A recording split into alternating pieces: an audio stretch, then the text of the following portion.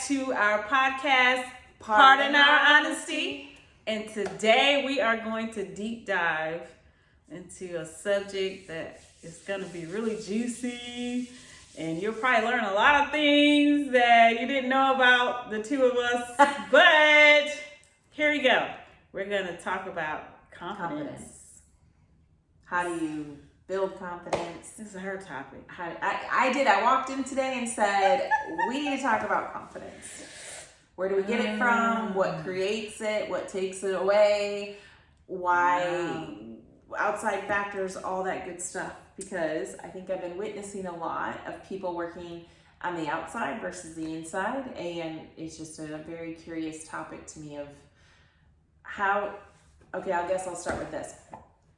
How is that person super confident whatever room they walk in? How do they get that? Where they walk in and they could be a big woman, a small woman, they could be short, they could be tall, they could be black, they could be white, and they walk into that room and they just don't care and they are just, boom, confident.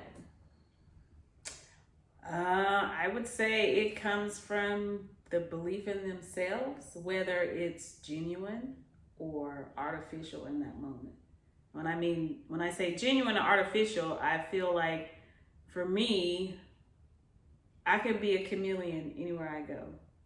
So if I need to be... But that's not true confidence then. No, it's not. So how do you get the true confidence where you're not faking it?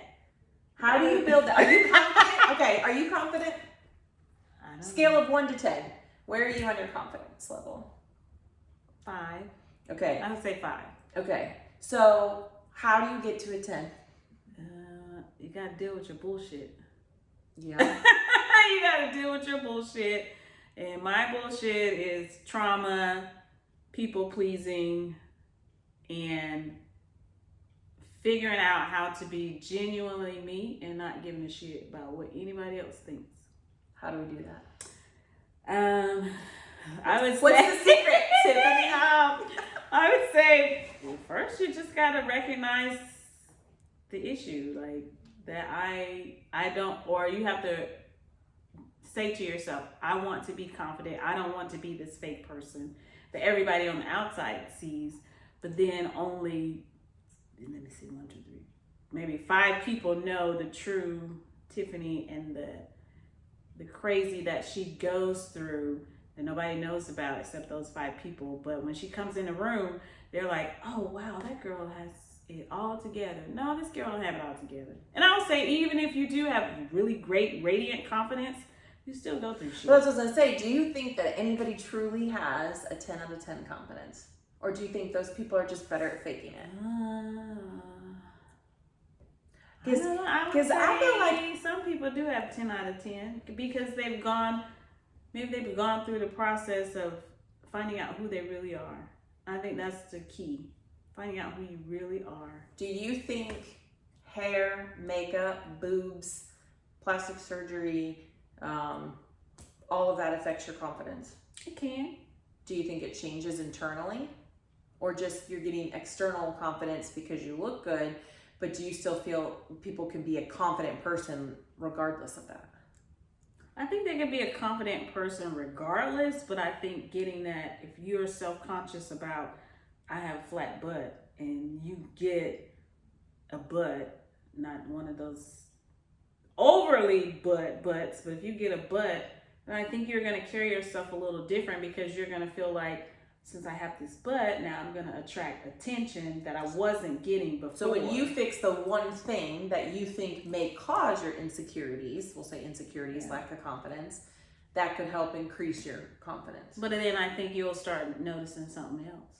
Right. That is you don't like, and then you'll be like, well, I got my butt done and people like me now, but what if I had my butt and my boobs done or my nose done? So then can you truly have confidence if you're not, like you said in the beginning, internally truly confident, what is that? So like for me, okay, in the last 5 years, I've gained 55 pounds.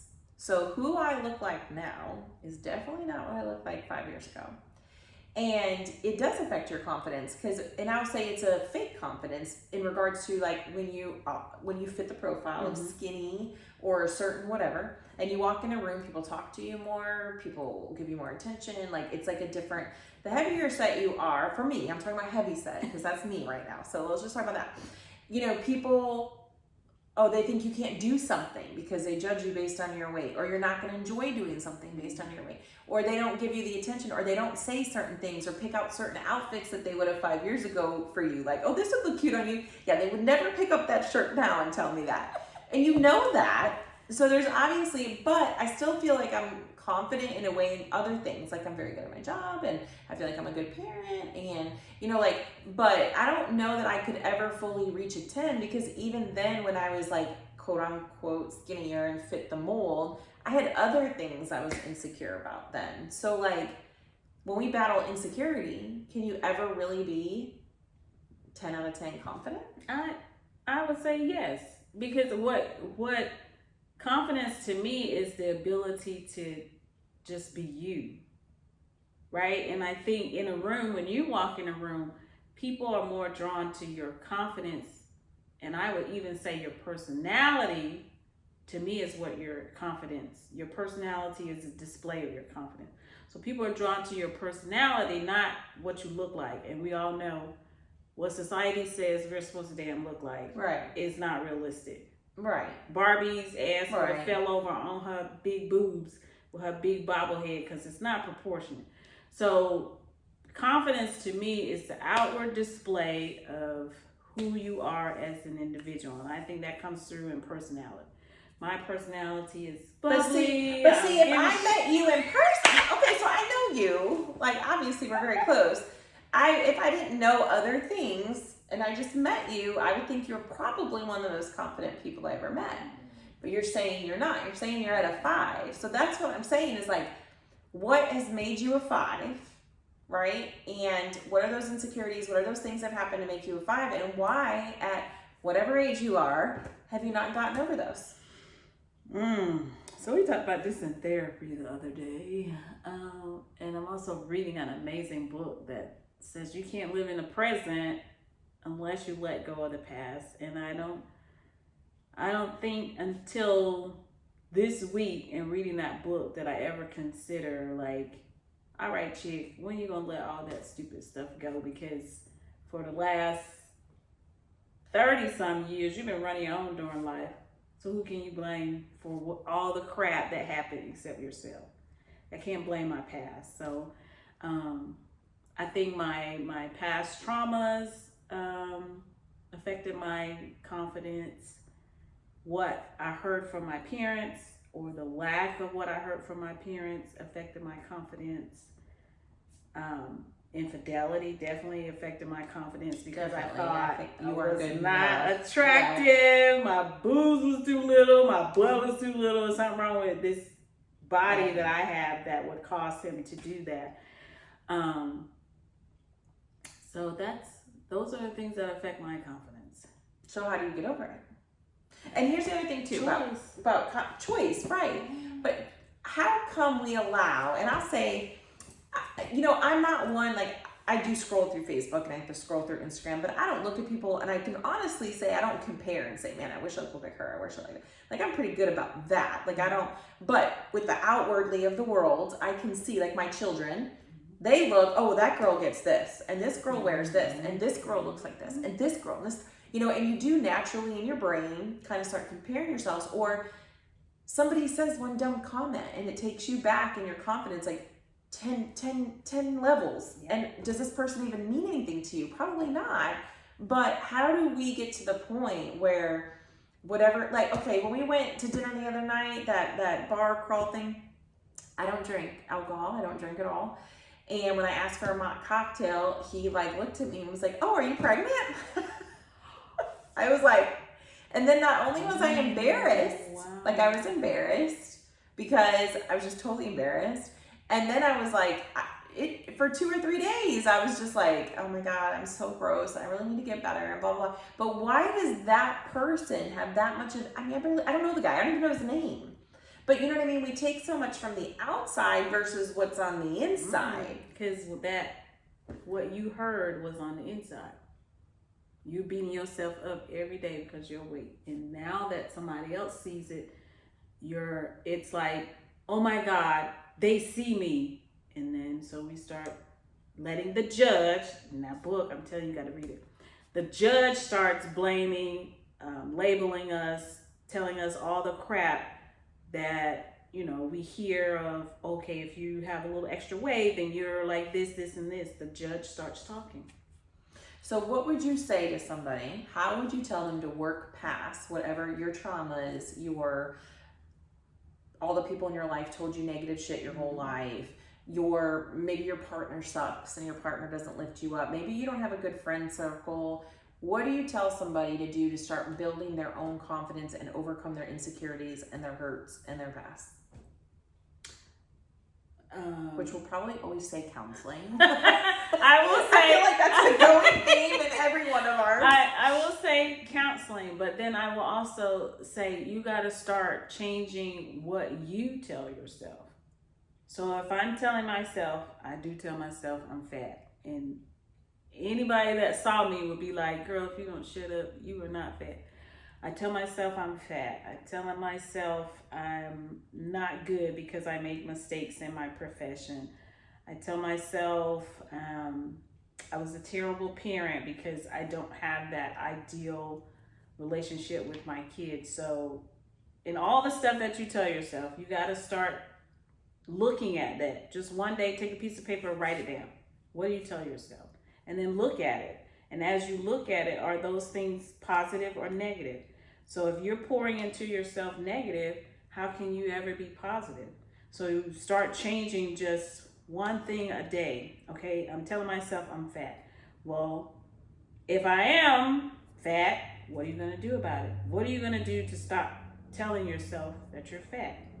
Or just stop saying it, because your friends love you. They don't care, especially if you're okay with the way your body looks. Then stop saying that you're fat.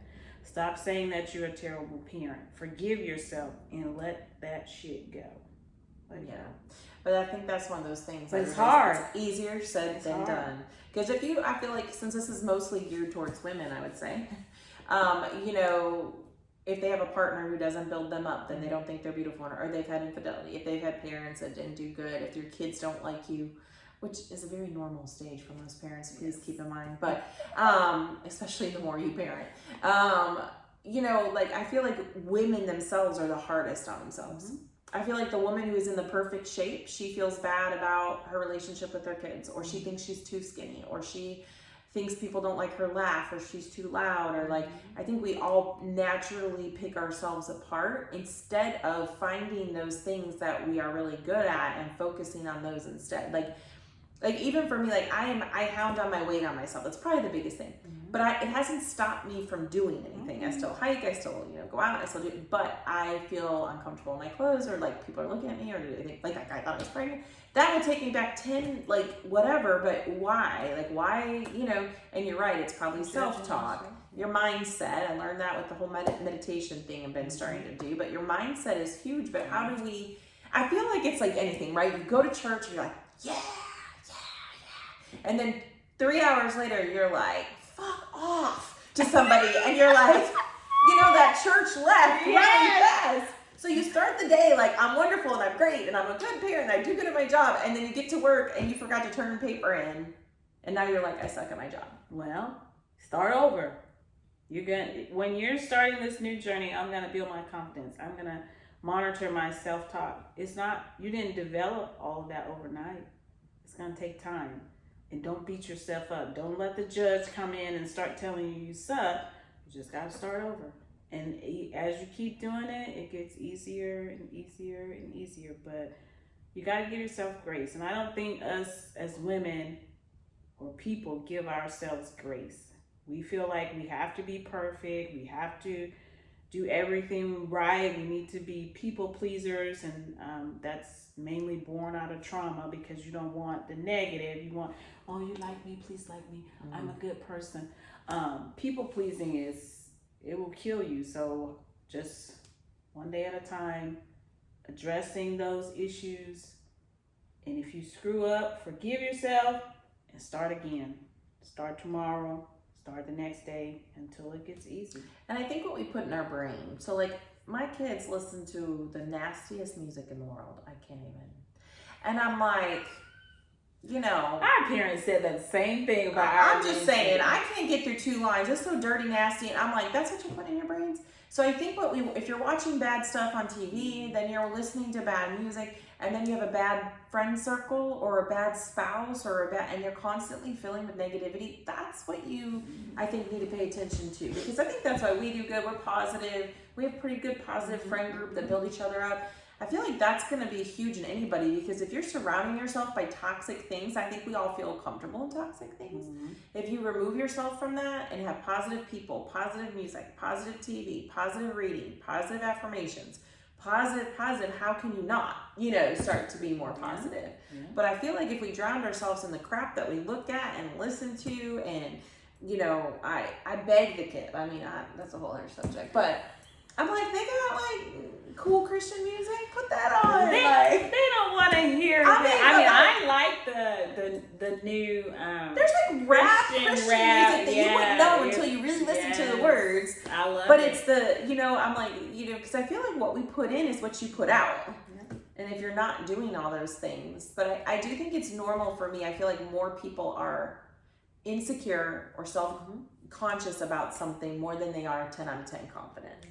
And we all have that connection. That's why I love the people who say, nice shoes, I love your shirt. And that one positive thing could take somebody 10 steps forward versus backwards. Yeah, and I think that's one reason I started every time I greet somebody, hello, beautiful.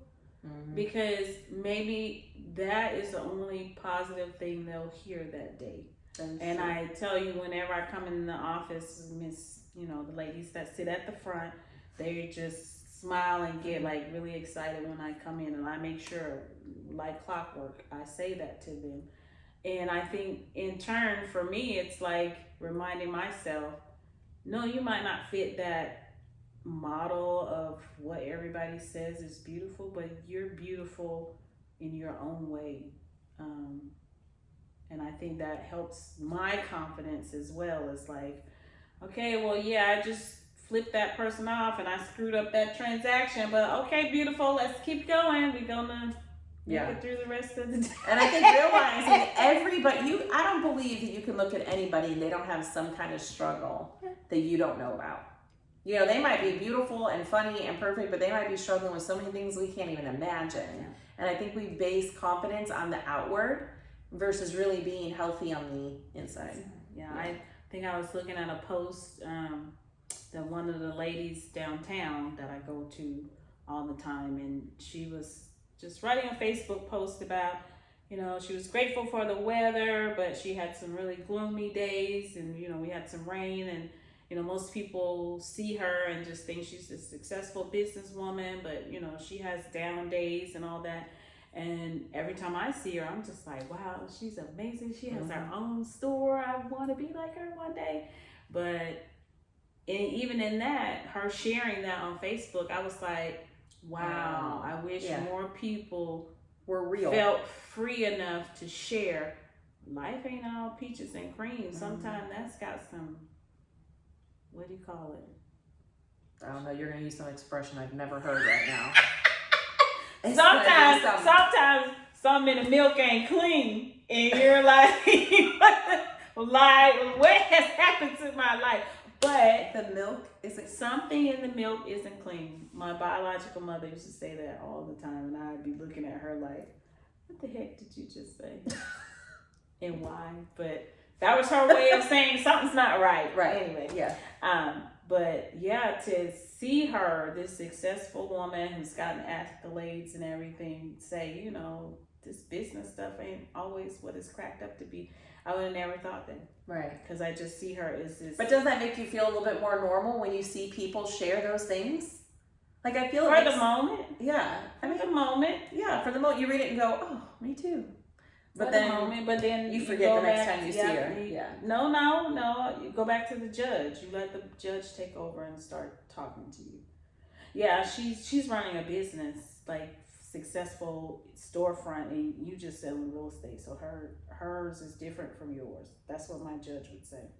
Your judge is very hard on you. Very hard on me. That's why I have to, get him Constantly. Get him in check constantly. Yeah. Because if I don't, then I won't come out the house. He'd be like, Tiffany, why are you in the house? Because I can talk myself up enough to be able to come out the house and be bubbly and smiling and like, everything is great, even if it's not. Yeah. So that's...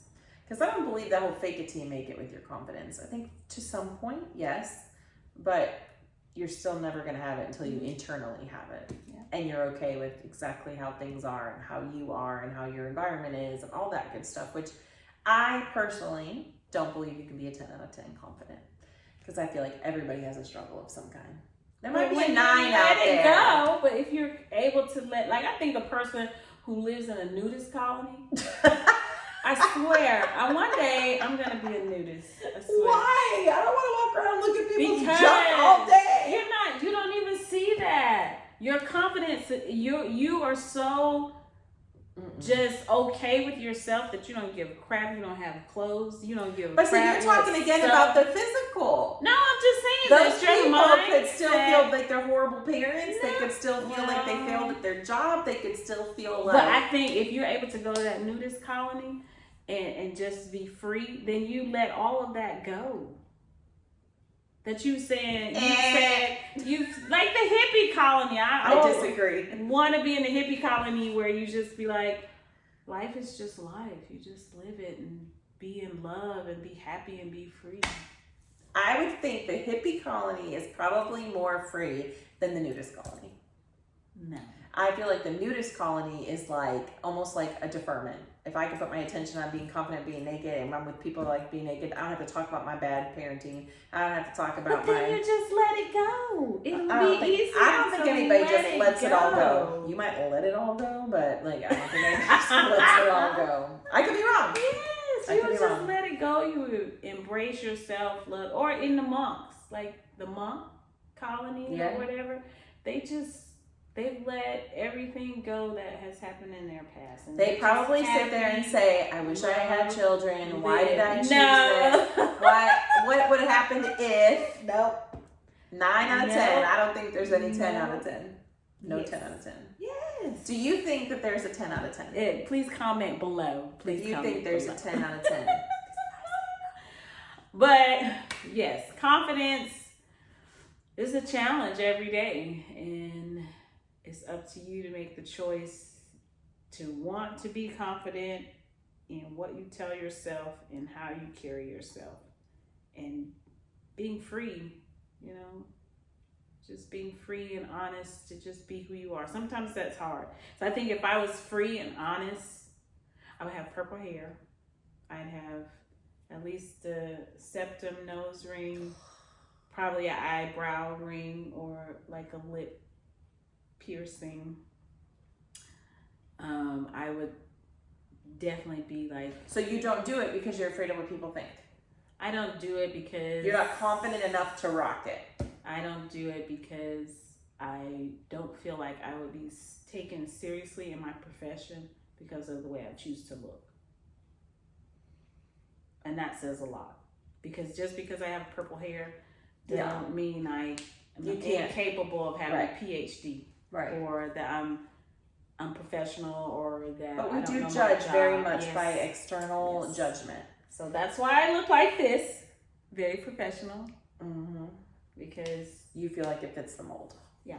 Yeah. It fits the mold. But the confident, like 10 out of 10 Tiffany would be purple hair, hippie blaring, piercings everywhere, tattoos on all my arms. Like, what's up, y'all?